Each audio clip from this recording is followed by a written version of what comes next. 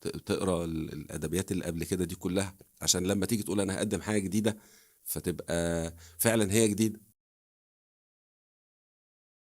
بنقول إن القراءة والثقافة بتفرق في تاريخ الإنسان، يعني ممكن يسافر عبر الزمن فعلا زي ما بيقولوا، وممكن يعيش عمرين ثلاثة أربعة. لو انا هاخد من كلامك، انت ممكن تضيف لعمرك عمر تاني بالقراءة. القراءة انت بتشوف منها تجارب الاخرين وبتشوف هم وصلوا لايه. يعني حتى في ركيزة في البحث العلمي تقول لك ايه، ابدأ من حيث انتهى الاخرون. يعني انا عايز اعمل بحث معين او دراسة معينة، في محاولات قبل منك، انا هعرف المحاولات دي ازاي الا لما اقرا.